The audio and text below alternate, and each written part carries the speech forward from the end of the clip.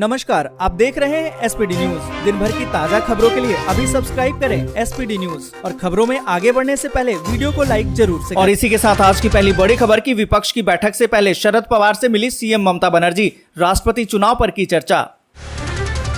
प्रयागराज मामले के मास्टरमाइंड के बाद अन्य लोगों पर होगी कार्रवाई, बनाई जा रही है आरोपियों की सूची। पुणे में पीएम नरेंद्र मोदी ने किया तुकाराम महाराज मंदिर का उद्घाटन, बोले कि भारत शाश्वत है क्योंकि भारत संतों की धरती है। ममता के विपक्ष को एक करने की कोशिश को लगा बड़ा झटका, राष्ट्रपति चुनाव पर बुलाई बैठक में शामिल नहीं होगी सीपीआई। ईडी से पूछताछ के बीच राहुल गांधी का काउंटर अटैक, कहा कि ये महाजुमलों की सरकार है। दिल्ली में कोरोना के मामलों में जबरदस्त उछाल, बीते 24 घंटे में आए 1100 से ज्यादा नए मामले।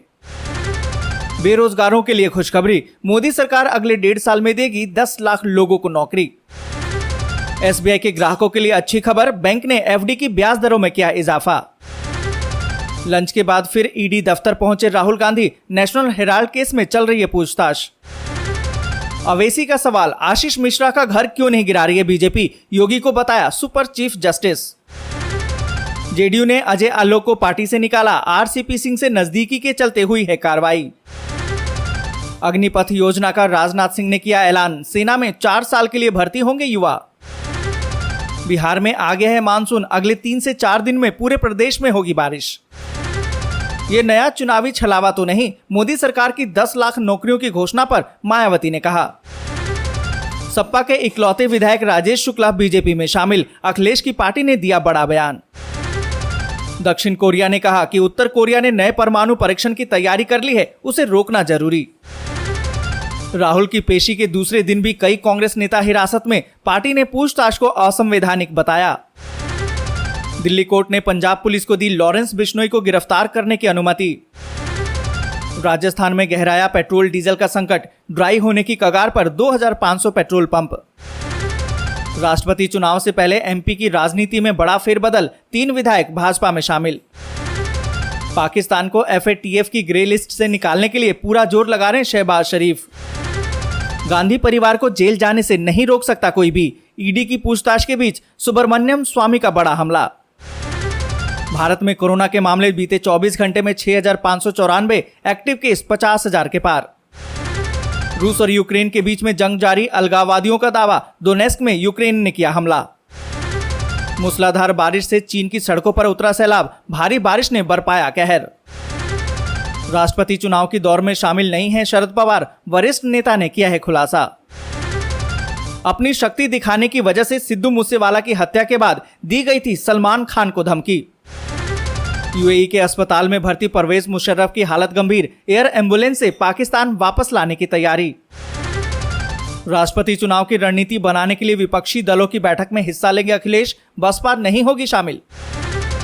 वैक्सीन लेने वाले बच्चों की सरकार करेगी निगरानी, नई महामारी आने पर इस डेटा से मिलेगी मदद। और इसी के साथ आज की बड़ी खबर की एसबीआई के ग्राहकों के लिए अच्छी खबर, बैंक ने एफडी की ब्याज दरों में किया इजाफा। आपको बता दें कि देश के सबसे बड़े बैंक भारतीय स्टेट बैंक यानी कि एसबीआई के ग्राहकों के लिए एक खुशखबरी है। बैंक ने अब फिक्स डिपॉजिट पर ज्यादा ब्याज देने का फैसला किया है और बढ़ी हुई ब्याज दरें 14 जून से प्रभावी भी हो गई हैं। एसबीआई ने 2 करोड़ रुपए से कम और 211 दिन से 3 साल के बीच में मैच्योर होने वाली फिक्स डिपॉजिट पर ब्याज दरों में बदलाव किया है। आपको बता दें कि भारतीय स्टेट बैंक 7 दिन से लेकर 45 दिन की अवधि वाले फिक्स डिपॉजिट पर 2.90% वार्षिक दर से ब्याज देगा। वहीं 46 दिन से लेकर 179 दिनों तक मैच्योर होने वाली एफडी पर ग्राहकों को 3.90% का ब्याज मिलेगा। इसी तरह 180 दिन से लेकर 210 दिन में मैच्योर होने वाली जो भी फिक्स डिपॉजिट होगी उस पर 4.40% का ब्याज मिलेगा। और इसी के साथ अगली बड़ी खबर कि राहुल की पेशी के दूसरे दिन भी कई कांग्रेस नेता हिरासत में, पार्टी ने पूछताछ को असंवैधानिक बताया। आपको बता दें कि कांग्रेस नेताओं और कार्यकर्ताओं ने राहुल गांधी से प्रवर्तन निर्देशालय यानी कि ईडी की पूछताछ के दूसरे दिन भी विरोध प्रदर्शन किया, जिसके बाद पुलिस ने कई लोगों को हिरासत में ले लिया।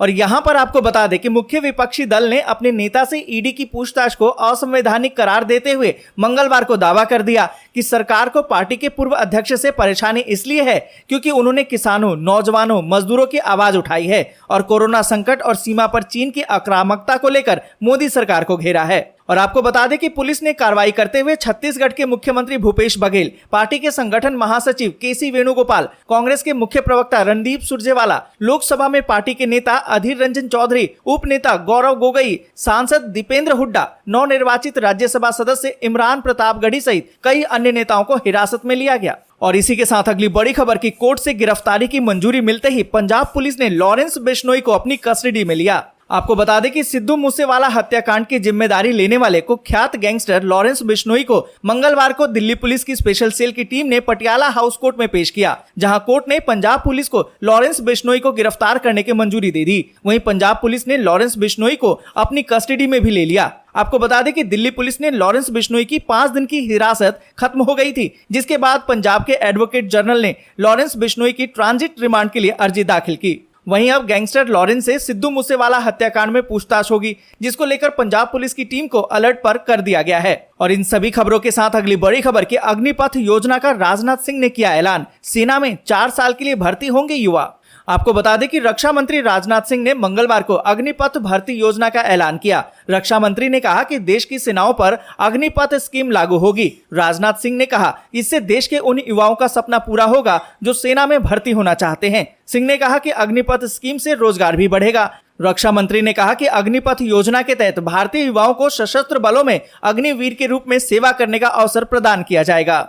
और इसी के साथ अगली बड़ी खबर के एयरलाइंस पर डीजीसीए की सख्ती, वैलिड टिकट तो सीट नहीं होने का बहाना नहीं चलेगा, पैसेंजर को देना होगा 20,000 रुपए तक का मुआवजा। आपको बता दें कि पैसेंजर के पास वैलिड टिकट होने के बावजूद एयर इंडिया ने पैसेंजर को फ्लाइट में सफर करने से मना कर दिया। पैसेंजर के पास वैलिड बोर्डिंग पास होने के भी बावजूद मुआवजा नहीं देने पर उस पर director general of civil aviation यानी कि डीजीसीआई ने 10 लाख रुपए का जुर्माना लगाया है। यहाँ पर आपको बता दें कि डीजीसीए के मुताबिक एयरलाइंस अगर वैलिड टिकट वाले पैसेंजर को 1 घंटे में दूसरी फ्लाइट का इंतजाम कर देती है तो कोई जुर्माना नहीं देना होगा। वहीं 24 घंटे में उनके सफर में कोई व्यवस्था नहीं हो पाती है तो पैसेंजर को 20,000 रुपए तक का मुआवजा देना होगा। और इसी के साथ अगली बड़ी खबर कि दिल्ली में कोरोना के मामलों में जबरदस्त उछाल, बीते 24 घंटे में आए 1100 से ज्यादा नए मामले। आपको बता दें कि राजधानी दिल्ली में कोरोना वायरस के मामलों में बढ़ोतरी देखने को मिली है। कोरोना संक्रमण की दर में भी इजाफा दर्ज किया गया है। दिल्ली में कोरोना की संक्रमण दर 4.11% से बढ़कर अचानक ही 7.06% हो गई है। महज 8,700 सैंपल की जांच होने के बावजूद सोमवार को कोरोना के 614 मामले सामने आए। मंगलवार को पॉजिटिव केसों की संख्या 1,000 को पार कर गई और इस दिन कोरोना संक्रमण के 1,118 केस देखने को मिले और इसी दौरान 500 मरीज ठीक भी हुए हैं और 2 मरीजों की मृत्यु हो गई है। सक्रिय मामले 3,177 दर्ज किए गए हैं। और इसी के साथ अगली बड़ी खबर कि राजस्थान में गहराया पेट्रोल डीजल का संकट, ड्राई होने के कगार पर 2,500 पेट्रोल पंप। आपको बता दें कि राजस्थान में पेट्रोल और डीजल की किल्लत शुरू होने लगी है। एचपीसीएल और बीपीसीएल कंपनी के द्वारा पेट्रोल और डीजल की आपूर्ति रोक देने से प्रदेश भर के तकरीबन 2,500 पेट्रोल पंप ड्राई होने की कगार पर पहुंच गए हैं, जबकि कुछ पेट्रोल पंपों पर तेल खत्म हो चुका है। इसको लेकर पेट्रोलियम मंत्री हरदीप सिंह पुरी को पत्र भी लिखा गया है। बड़ी वजह तो यह है कि भारत और हिंदुस्तान पेट्रोलियम कंपनी की तरफ से सप्लाई कम की जा रही है। पेट्रोलियम कंपनियों को हो रहा घाटा लगातार बढ़ रहा है और इसकी वजह से 2 कंपनी सप्लाई कम दे रही है। और इसी के साथ अगली बड़ी खबर की दिल्ली में कोरोना के नए वेरिएंट का डर, हर पॉजिटिव सैंपल की होगी जीनोम सीक्वेंसी। आपको बता दें कि दिल्ली में कोरोना के मामले फिर से बढ़ने लगे हैं और इस बीच दिल्ली के नए उपराज्यपाल विनय कुमार सक्सेना ने बड़ा निर्देश दिया है। आपको बता दें कि दिल्ली के उपराज्यपाल ने कहा कि दिल्ली में जितने भी नए कोविड के केस आ रहे हैं उन सबकी जीनोम सीक्वेंसी की जाए। ऐसा करके पता लग सकेगा कि दिल्ली में कोई नया वेरिएंट तो नहीं आ रहा है। साथ ही विनय कुमार सक्सेना ने कहा है कि हेल्थ डिपार्टमेंट भी अलर्ट रहे, बेड, ऑक्सीजन, इन सब की व्यवस्था पर नजर रखे। तो आज के लिए बस यहीं तक। वीडियो आपको अच्छी लगी हो तो लाइक और शेयर जरूर कर दें। अगर अभी तक आपने चैनल को सब्सक्राइब नहीं किया है तो सब्सक्राइब जरूर